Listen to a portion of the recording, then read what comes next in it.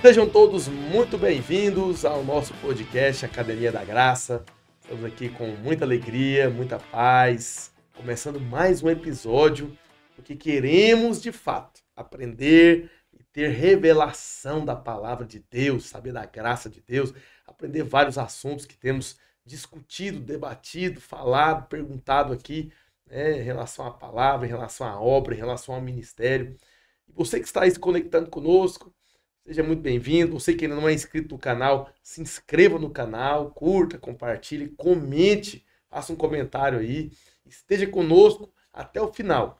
Com certeza a sua vida será poderosamente edificada. Estamos aqui com o nosso querido apóstolo Antônio Lisboa. Seja bem-vindo, apóstolo. Graça e paz. Graça e paz a todos. E estamos aqui para mais uma bateria de perguntas e queremos responder a todas. Esperamos que o que vamos falar, de fato, seja luz, seja uma elucidação, seja uma clareza da parte de Deus, né? Uma resposta de Deus para as suas indagações, suas perguntas que você sempre está fazendo e às vezes não está ainda conseguindo, né? Respostas convincentes. Espero que as respostas que eu vou dar aqui hoje, as perguntas que me serão feitas, sejam convincentes. Se não forem, continue buscando mais conhecimento. E quem sabe, né, em outros podcasts aqui, em outros momentos, em outras mensagens, eu até já tenha respondido algumas questões. E o que não respondi, ainda vou responder, porque nós queremos continuar aqui ensinando a palavra de Deus com clareza. Com certeza, nós vamos receber hoje aqui, apóstolo, muita revelação, muita graça, como sempre temos recebido, né? E você que tem estado ligado, está sendo edificado. Divulgue para os seus amigos, compartilhe aí. Eu quero desejar boas-vindas também aos nossos novos seguidores. Vamos estar juntos aqui. Assista também os outros podcasts e seja muito edificado. Nós vamos começar, então, com a nossa primeira pergunta para o apóstolo, que é a seguinte. Apóstolo, para muitos intérpretes da Bíblia, a volta de Jesus se dará somente às claras. Como que o senhor interpreta a volta dele? Veja bem, nós temos irmãos preciosos que são estudiosos da Bíblia e que têm um enfoque, têm um entendimento sobre a volta de Jesus diferente do que eu vou expor aqui. Eu tenho a linha de pensamentos sobre a escatologia, eu desenvolvi, né, os estudos, e o que mais trouxe convencimento, trouxe convicção para mim de ser a sequência que vai de fato acontecer, né, no Apocalipse, em relação à volta de Jesus, arrebatamento da igreja, reino milenar, enfim, tudo que está ali determinado, né, no Apocalipse, é a linha pré-tribulacionista, né? Alguns creem no pensamento pós-tribulacionista, ou pós-tribulacional, que eles têm um enfoque diferente, pegam textos da Bíblia, não é que eles torcem, né? Eles têm um entendimento diferente. Agora, quando eu penso nisso, eu me recordo quando eu era criança, não sei se você já brincou com quebra-cabeças, Demais. eu lembro minha mãe uma vez comprou para mim uma caixinha, né, com peças de quebra-cabeça e tinha 70 peças. Então, aí você abria a caixinha, né, tinha uma foto, o quadro que você tinha que montar, né, na tampa da caixa, né, ou num papel dentro da caixa.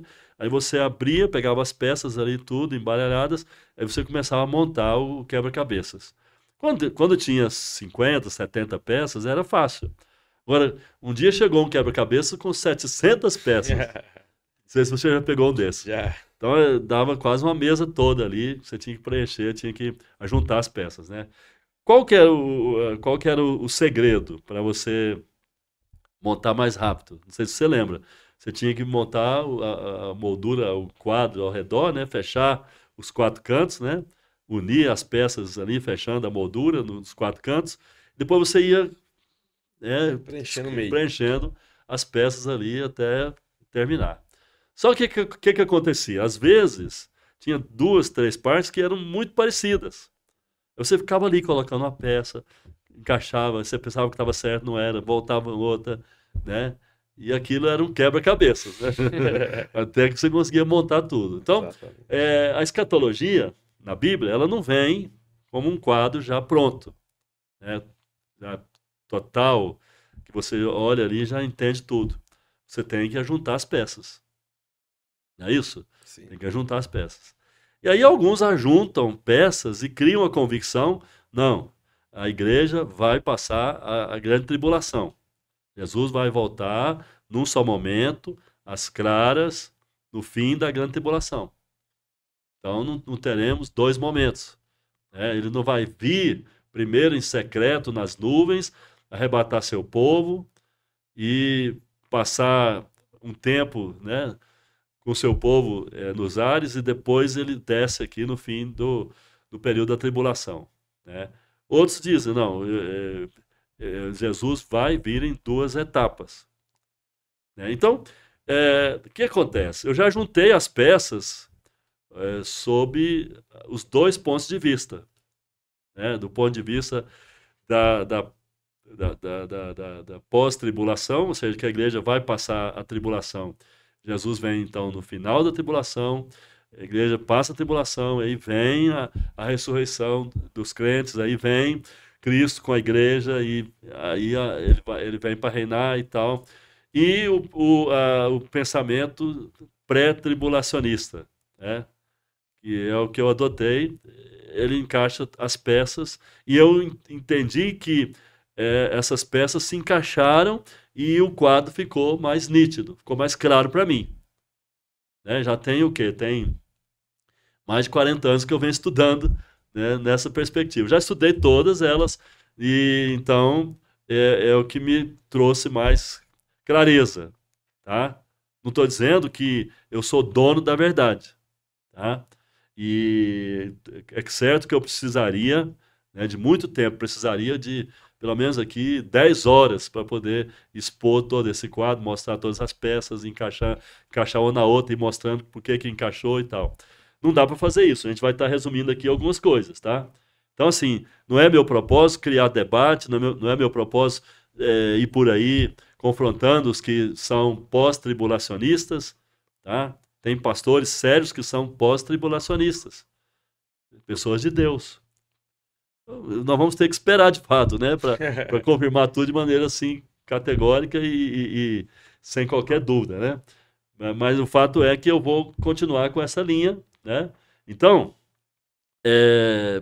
alguns intérpretes, como você falou aí, interpretam, alguns estudiosos, né, interpretam que Jesus só vem às claras, né? Só vem às claras, ou seja, só vem... Não vai vir como ladrão. Não vem como ladrão, ele vem só no fim da tribulação mesmo, tá? Mas eu entendo que ele vem em secreto, né? E nós vamos ler alguns textos aqui para poder mostrar os encaixes dessas peças, né? Lá em Apocalipse, né? Vamos começar ali em Apocalipse, capítulo 3. Nós vamos ver ali. Lembre-se, portanto, do que você recebeu e ouviu. Obedeça e arrependa-se. Mas se você não estiver atento, virei como ladrão. Virei como ladrão. E você não saberá a que hora virei contra você. Interessante que essa frase se repete. Jesus falou várias vezes que ele viria numa hora em que ninguém sabia. Um dia nem a hora. Eis que venho como um ladrão. Né? Apocalipse 16, 15. Eis que venho como ladrão. Bem-aventurado aquele que permanece vigilante e conserva suas vestes, para que não ande nu e veja sua vergonha. Então, eu venho como ladrão. Né? Venho como ladrão. Então, quando é que ele vem como ladrão? Se ele vem só às claras, então, como é que ele vem como ladrão? Em que momento ele veio como ladrão? Né? Então, tem que ter um momento quando ele vem em secreto. Porque qual o ladrão que anuncia sua vinda?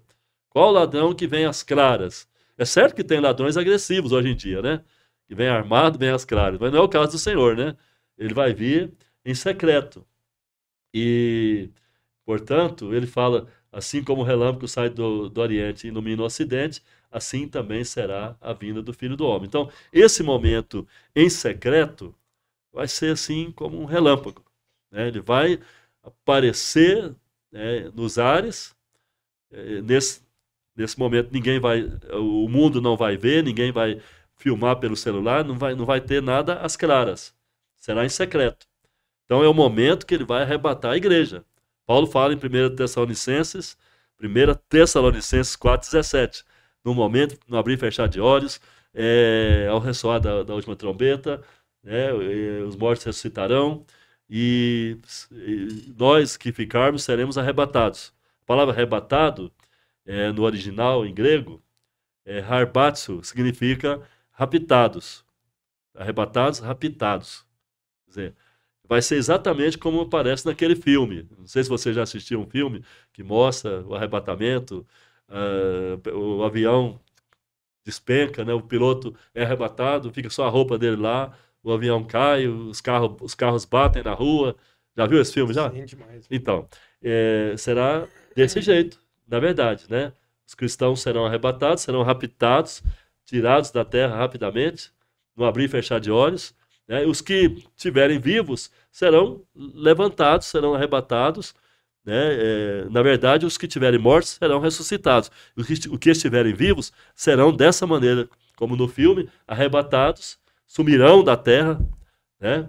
E é certo que a mídia vai dizer, não, foi um ataque alienígena, foi alguma coisa que aconteceu, vamos conseguir explicar.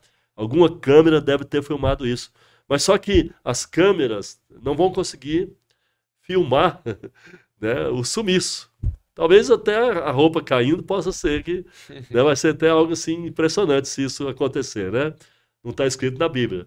Mas se alguém conseguir filmar ali uma roupa encolhendo ali e compartilhar isso, vai ser impactante, né? Mas o fato é que os incrédulos não vão dar o braço a torcer, de fato, né? Vão criar uma narrativa para isso, como estão sempre criando, né, no dia a dia. Mas fato é que a igreja será arrebatada no abrir e fechar de olhos. Isso vai ser no aparecimento do Senhor em secreto. E eu entendo que o aparecimento dele às claras será no fim da grande tribulação. Vamos ler alguns textos. Segue. Aí, só para confirmar o que eu falei agora há pouco. No momento, no abrir e fechar de olhos, ao som da última trombeta, pois a trombeta soará, os mortos ressuscitarão incorruptíveis e nós seremos transformados. Segue. Zacarias 14:4. Naquele dia os seus pés estarão sobre o Monte das Oliveiras. Perceba que aqui é a volta mesmo dele, né? Pisando no Monte das Oliveiras, que está diante de Jerusalém, a leste, e o monte se dividirá ao meio, de leste a oeste, formando um grande vale. Metade do monte será removida para o norte e outra metade para o sul. Então aqui mostra a vinda do Senhor às claras. A palavra diz que todo olho o verá, né? E aí lá em Atos 1, 11, 12, fala assim: Galileus, por que vocês estão olhando para o céu?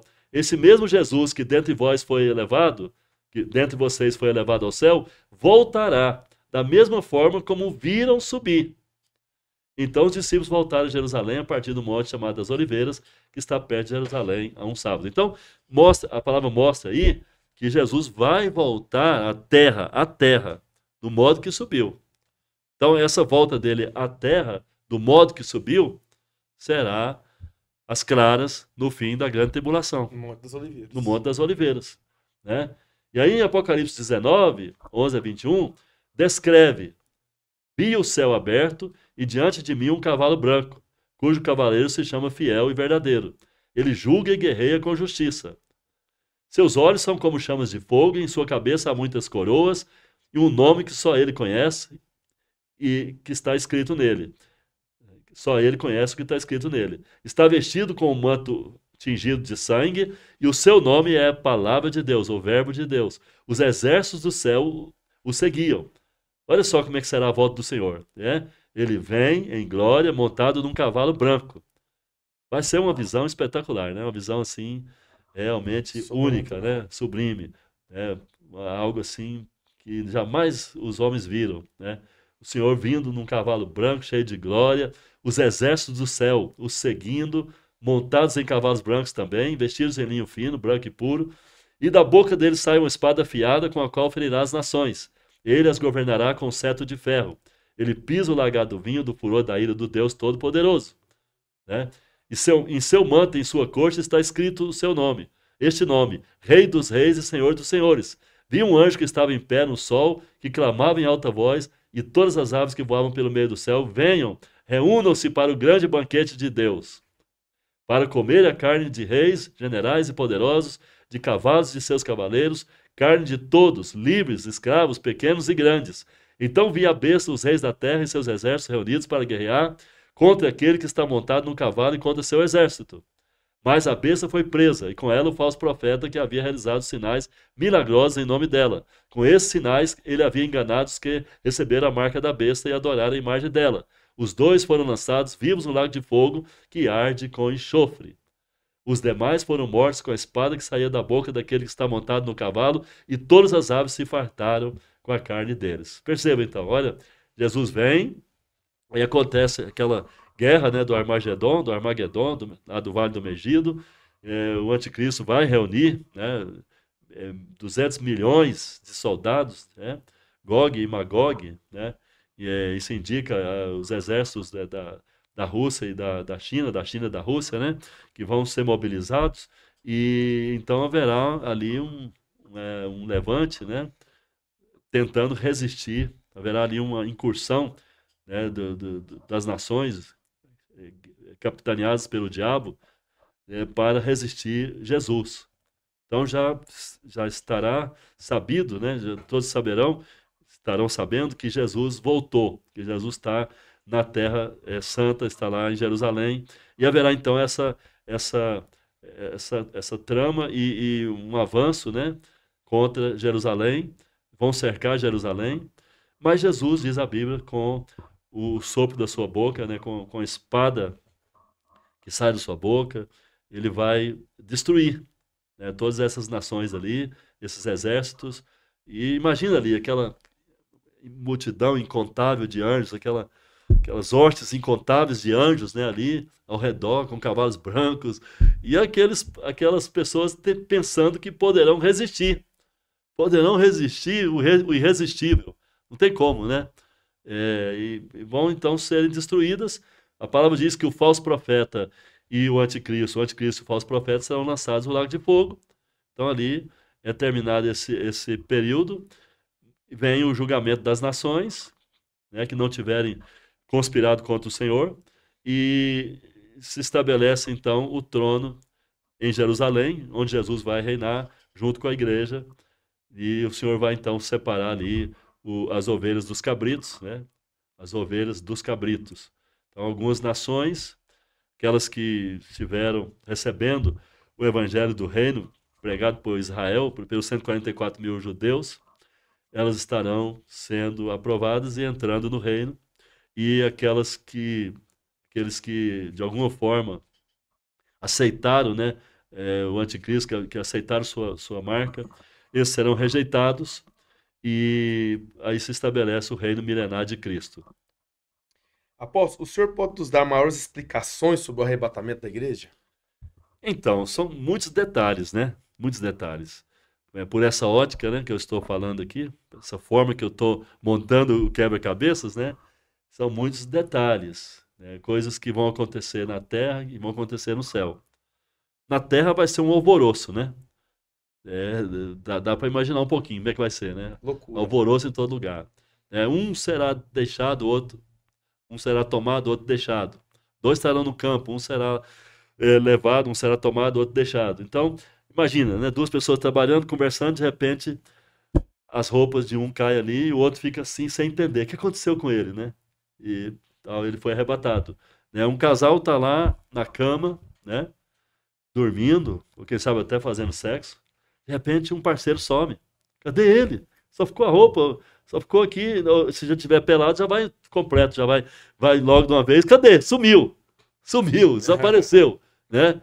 Então pessoas no seu trabalho ali, operando uma máquina, de repente elas são arrebatadas, a máquina bate num lugar ou no outro, pega fogo, a coisa vai. Então vai ser incêndio para todo lado, pancadaria, acidente, ah, muito alvoroço, a mídia sem entender, repórteres passeando aqui e acolá, mostrando vestígios apenas, né, das pessoas que sumiram, mas não podendo dizer o que aconteceu, e tanta coisa inusitada, tanta coisa estranha.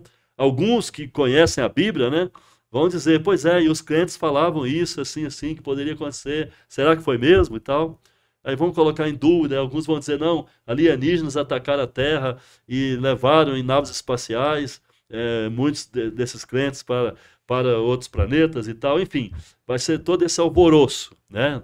Na sociedade, no campo, nas indústrias, nos comércios, nas igrejas, que também, né? Tem muito cristão só rotulado, que não tem novo nascimento, né? Vai ficar ali cantando no grupo da igreja, no coral, na equipe de louvor. De repente está ali cantando com três, quatro, eles sobem, ele fica ali sozinho, cantando sozinho, a igreja esvazia, enfim, vai ser muito alvoroço nesse tempo, né? Muito. Então na terra vai ser tudo isso. No céu, né? Ou seja, a palavra diz que o Senhor vai chamar, né, a noiva. A igreja vai ser arrebatada até os ares, né? Eu encaixo nesse tempo aí, nesse período, o tribunal de Cristo, né? O tribunal de Cristo. 2 Coríntios capítulo 5, versículo 10, fala, pois todos nós devemos comparecer perante o tribunal de Cristo, para que cada um receba de acordo com as suas obras praticadas, por meio do corpo, quer sejam boas, quer sejam más. Alguém pode dizer, mas nós não fomos julgados na cruz? Sim, fomos julgados na cruz.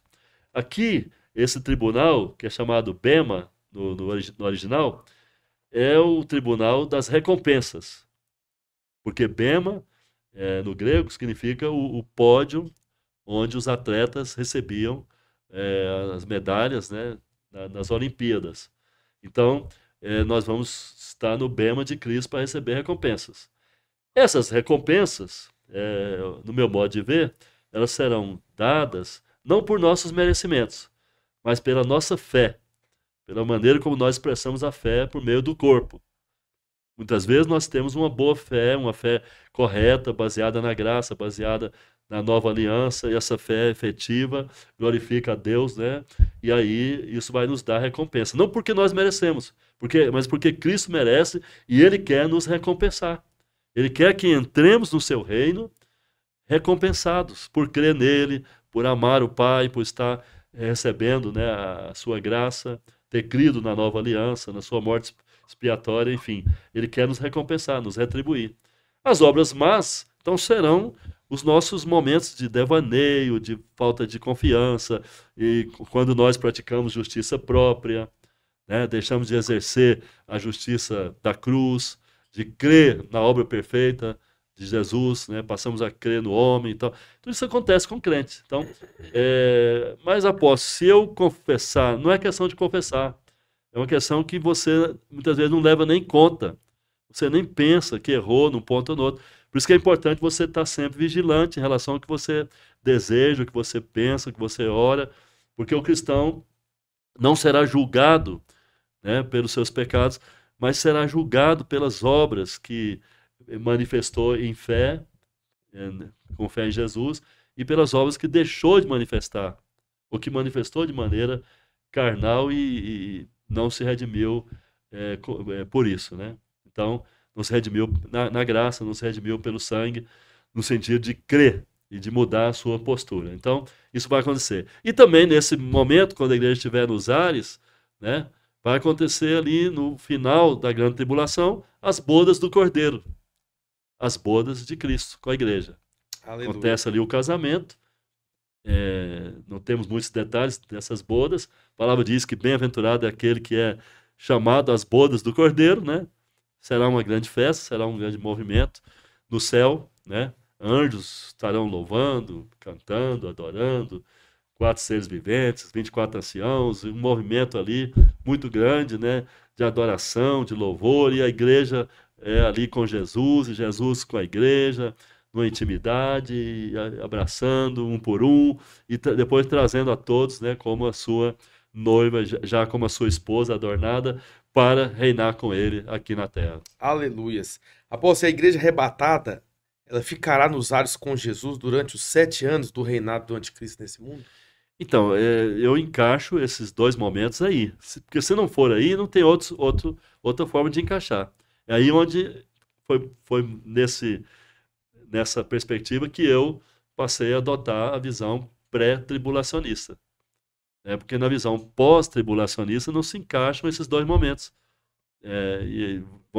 Enfim, quem pensa diferente vai deixar esses dois momentos como se não existissem, vai ignorá-los? Não tem como. Então, são dois momentos que vão existir. O Bema, o Tribunal das Recompensas, e, no caso, as bodas do Cordeiro. Então, nesse período de 7 anos, quando o anticristo estará aqui na Terra, manifestando como príncipe deste mundo, o rei das nações, ele vai governar sobre 10 nações diretamente, mas indiretamente estará governando todo mundo, pela força que essas 10 nações terão no Império Romano reconstruído, ali na Europa. Então, nesses 7 anos, enquanto estiver aqui o Império do Anticristo, enquanto o Anticristo estiver aqui na Terra, enganando as nações, a igreja estará nos ares. Não sabemos exatamente onde. Não posso dizer, não, vai ficar só ali suspenso. Não. De repente, o Senhor tem um lugar especial. Até penso que sim, tem um lugar especial. Porque onde a Bíblia não tem revelação, a gente acaba especulando, Mas eu não quero especular, eu só imagino, Não vou afirmar categoricamente, mas quem sabe sim, teremos um local e ali o Senhor vai estar recompensando a igreja, passando muita informação para a igreja. Será um tempo proveitoso com Jesus e haverá o casamento, as bodas do Cordeiro. Aleluia. E a vinda secreta de Jesus, apóstolo, está iminente? Essa vinda do Senhor, como ele falou, a palavra diz que nós não sabemos. Não tem como saber. Ele fala, nem o Filho sabe o dia e a hora. Ou seja, naquele momento que Jesus estava na terra, como Filho encarnado, o Verbo de Deus encarnado, ele estava limitado. Então ele não sabia naquele momento. Quando ele voltou à glória, é certamente que ele voltou a ter todo o entendimento de tudo e passou a saber. E ele sabe, a hora e o dia e a hora que ele virá. Então, se ele vem como ladrão, e deixou o aviso que nós devemos estar prontos em todo momento. E aí alguém me pergunta, como está pronto? Nós precisamos realmente nos aprontar? Daqui a pouco acho que você tem essa questão para me trazer, Eu vou responder isso mais à frente. Mas o fato é que há um povo na terra redimido. Há um povo nessa terra redimido pelo Senhor. Um povo que crê em Jesus Cristo como seu Salvador, como seu Senhor, separado para Ele. E esse povo vai receber o Senhor. Esse povo será arrebatado pelo Senhor. Esse povo será levantado até Ele, nesse momento da sua vinda em secreto. Então ele vem como ladrão para quem? Ele vem como ladrão especialmente para Israel, porque Israel foi quem recebeu primeiro o Messias. O Messias, Jesus, veio primeiro para Israel. Ele veio para os seus, primeiro para os seus, que era Israel. Mas eles não receberam. Então Jesus falou, vocês fiquem apercebidos, vocês fiquem avisados, porque eu vou voltar como ladrão. E na hora que vocês não estarão pensando que eu possa voltar, eu terei voltado. Então, ele vai voltar no momento secreto para Israel, vai vir como ladrão para Israel, mas para a igreja não, porque nós estamos nele, temos comunhão com ele, vamos perceber ele quando ele der o primeiro sinal da sua revelação em glória para nos arrebatar, e vamos subir. Aleluias. Apóstolo, os cristãos precisam se preparar para o arrebatamento dos salvos? Então, aí isso nos remete a um texto que está em 1 João. Eu vou ler aqui, porque esse texto eu não separei, mas está aqui, 1 João 3. Amados, agora somos filhos de Deus, e ainda não se manifestou o que haveremos de ser. Ainda não se manifestou o que haveremos de ser. Sabemos que quando ele se manifestar, aqui João está se reportando, está se referindo à volta do Senhor em secreto, quando ele se manifestar para a igreja, seremos semelhantes a ele. É o que Paulo fala, Vamos ser transformados, ter corpos glorificados e vamos ser semelhantes a ele. porque o veremos como ele é. E todo aquele que nele tem essa esperança, purifica a si mesmo, como ele é puro. Todo aquele que tem nele esta esperança. Que esperança? De recebê-lo, de ser arrebatado, né, com o corpo glorificado e estar semelhante a ele, para poder vê-lo face a face, para estar na dimensão dele, né? Então, todo aquele que tem essa esperança, purifique a si mesmo. Mas, espera aí, eu sou purificado pelo sangue e eu preciso me purificar? Veja bem, a nossa vida com Deus é uma vida ativa, de fé ativa, né? Tudo já foi feito, mas eu preciso exercer a fé para poder possuir o que já foi feito. Já fui perdoado dos meus pecados? Já. Mas eu preciso manifestar o primeiro arrependimento, que é o arrependimento de todos os pecados, quando eu me converto a Cristo, quando eu converti a Cristo, né? Eu me arrependi de todos os meus pecados. E depois disso, não é que eu preciso estar pensando no pecado, confessando o pecado, mas eu preciso ter uma postura firme, né, contra o pecado, ciente de que eu nasci de novo, que eu sou uma nova criação, nova criatura, não existo mais para o pecado, para viver pecando. João até fala nesse texto que eu li agora, no contexto, ele fala que quem pratica o pecado não nasceu de novo, não viu Jesus ainda. Quem pratica o pecado. Então, o cristão, ele não é aquele que pratica o pecado. Ele é aquele que evita o pecado. Mas ele peca? Peca. Porque João fala no contexto, na outra parte, ele fala, vos escrevi para que não pequeis. Todavia, se alguém pecar, temos advogado. Né? Então, ele reconhece que ainda temos pecaminosidade e que somos suscetíveis ao pecado. Agora, você se purifica entendendo quem você é, entendendo a sua nova identidade, se separando realmente do mundo perdido de pecados. Não é que você vai se separar das pessoas do mundo, mas se separar de tudo que é pecaminoso que o mundo comete, que o mundo faz, que o mundo oferece, né? Tudo aquilo que o mundo oferece. Entende? Você não vai viver de acordo com o mundo, você vai viver diferente, expressando sua vida com Deus, expressando a graça, expressando o amor, expressando santidade.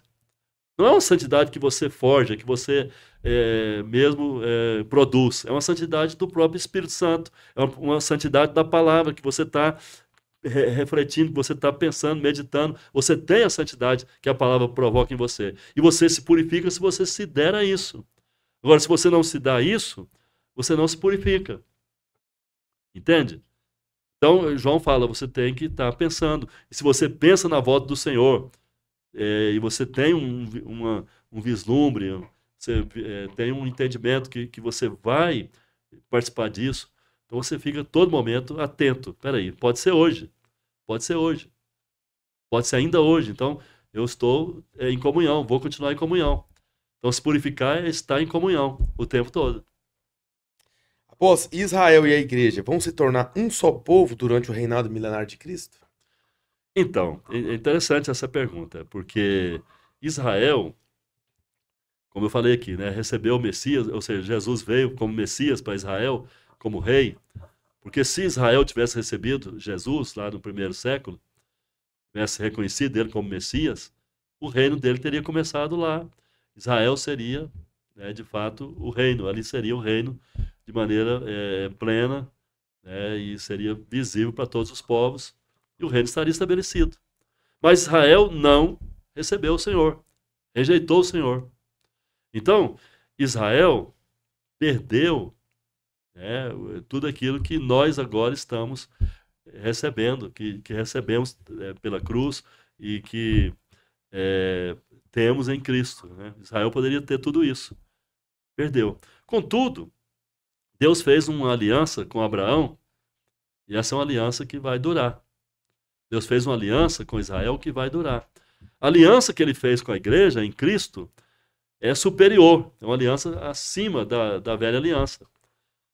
Mas Deus fez uma aliança com Abraão antes da velha aliança. Fez uma aliança antes da lei. Então Deus honrará aquela aliança com Abraão. E Israel sempre será lembrado. Os judeus que convertem fazem parte da igreja. Os judeus que não convertem não fazem parte da igreja. E os que morrem sem Cristo estão perdidos. Mas haverá né, futuramente, no tempo da grande tribulação, 144 mil judeus que vão se converter. E eles vão pregar o evangelho do reino, vão falar, olha, o rei está voltando, vão pregar por todos os cantos, o rei está voltando, o nosso rei Messias está voltando. Quem crê na pregação deles vai se juntar a eles. Então, o que vai acontecer? No fim do milênio,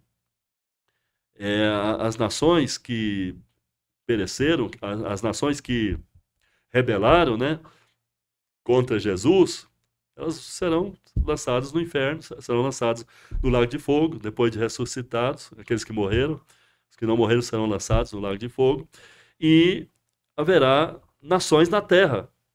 Né? Lá em Apocalipse 22, fala que a Nova Jerusalém vai brilhar, vai iluminar as nações da terra.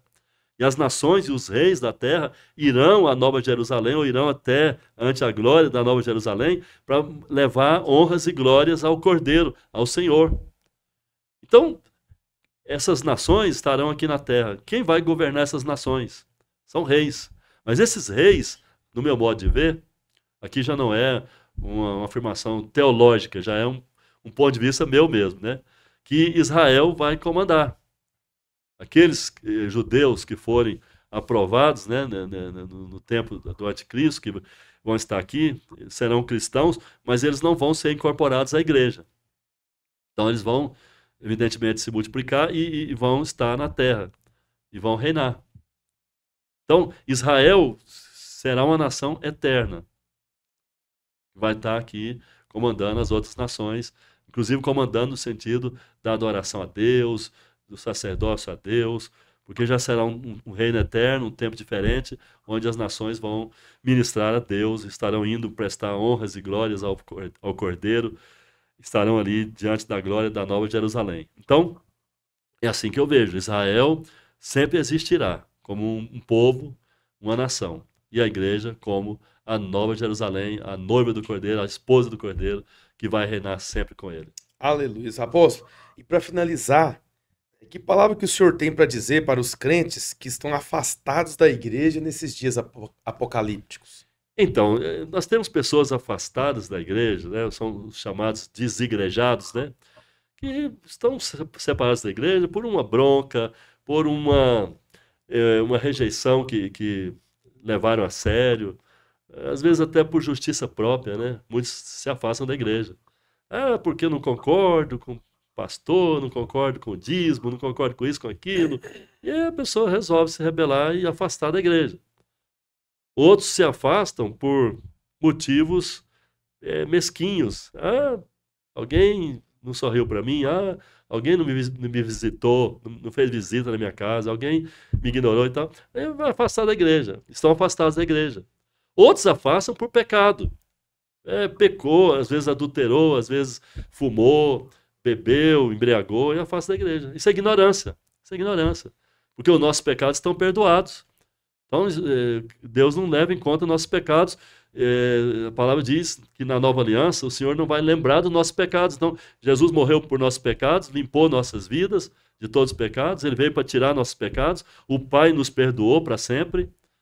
Eu já falei aqui no outro podcast, né, que pecado faz mal sim, pecado traz consequências sim, mas pecado não significa destruição do crente. Você pecou, volta para a igreja, confiante no perdão. Você não tem que ir na frente da igreja confessar pecado. Se você pecou contra um irmão, se você ofendeu alguém ou ficou ofendido, ok, vai lá, retrata, conversa, reconcilia, resolve essa parada, resolve essa pendência. Mas não fica fugitivo, não fica fora da comunhão, porque a palavra diz que não podemos abandonar a congregação, ainda que a congregação seja falha, ainda que a congregação tenha problemas. E outra coisa, as congregações do Senhor são várias. Você não está encaixando numa, vai encaixar noutra. Não encaixa nenhuma. Será que você é a última... É o último crente do deserto, a última Coca-Cola do deserto? Você é aquele que... você é o melhor. Não tem nada, não tem lugar nenhum que serve, não tem igreja que serve para você, porque você é o perfeitinho. Meu irmão, então desconfia, né? Você não é perfeito. Se não tem igreja perfeita, sabe que você também não é perfeito. Então, você precisa de uma igreja, precisa de uma liderança. Procura uma liderança. Não é verdade que todo pastor está preocupado em tomar dinheiro de crente. Não. Tem pastor assim? Tem. Tem pastor picareta, tem pastor que é mau caráter? Tem, sim, sempre teve. Mas tem muito pastor, gente fina, gente boa, gente séria, gente que crê em Jesus, gente que leva Deus a sério, que, né, não tem interesse pela gordura da ovelha, quer o bem da ovelha. Então procura alguém, procura uma igreja, não fica fora da igreja, tá? Porque alguém pode perguntar, mas se Jesus voltar hoje, eu estou fora da igreja, eu vou subir? Se você é cristão, vai subir. Mas você tem que lembrar do bema, tem que lembrar lá do tribunal de Cristo. Por essa bobeira sua aí de afastar da comunhão, você pode perder um galardão ali precioso. Exatamente. Entende? Não leva a coisa por esse lado carnal, meu irmão. Volte para Cristo agora. Amém. Seja um com o Senhor o tempo todo, inclusive em comunhão com a igreja, em comunhão com os irmãos que são falhos, mas que são irmãos. Ok? Aleluias, que palavra maravilhosa. Volta mesmo, meu querido. Não precisa ficar afastado, não precisa ficar preocupado, não precisa ficar com medo, nem receoso. Deus não está chateado com você, porque quando Deus olha para você, ele vê Cristo. Então ele te ama incondicionalmente. Deus não colocou condição nenhuma, né, apóstolo? Para nos amar. Não tem condição nenhuma. Eu só vou te amar se você fizer isso. Se você não fizer aquilo, não tem condição. Não tem condição. É incondicional o amor do Pai. Ele esqueceu mesmo dos seus pecados. E você errou, você pecou, pode ter certeza que o Espírito Santo está no seu encalço. Ele quer lhe dar a mão, ele quer lhe ajudar. Ele quer lavar, né, suas vestiduras aí. Já lavou lá na cruz, Jesus já lavou sua vida, já limpou você de todo pecado, mas quem sabe você por ignorância, por distração, né, descuido, você se sujou aí numa situação ou outra. Mas isso não quer dizer que você está sujo para sempre, não. Se volta para Cristo, creia que já te perdoou, creia que o Pai já esqueceu seus pecados, creia que o Espírito Santo está aí para te socorrer, e num momento ele já abraça você, já limpa você, renova você, porque o sangue de Jesus já te purificou. Mas se você, numa situação ou noutra, se sente sujo, o sangue está na sua vida permanentemente, para limpar e tirar da sua cabeça todas essas acusações. Aleluia. Então, não fique de fora, não fique afastado. E aqui agora nós queremos encerrar mais um podcast. Nós temos também as redes sociais do apóstolo, né, apóstolo? Isso mesmo, né? Me segue lá no Instagram, Apantônio Lisboa. Tem palavras lá que vão ajudar você bastante, tá? Me segue no Facebook, me segue no TikTok, tá? E divulga esse canal aí para os seus amigos. Se tem alguém afastado da igreja, passa essa mensagem para ele, tá? Exatamente. E se você não é inscrito nesse canal, né, do podcast Academia da Graça, se inscreva. Passa para o seu amigo se inscrever, escutar hoje esse podcast. Com certeza ele será poderosamente edificado. Tá bom, meu querido? Então nós estamos encerrados. Fica na graça e na paz do Senhor. Aquele grande abraço.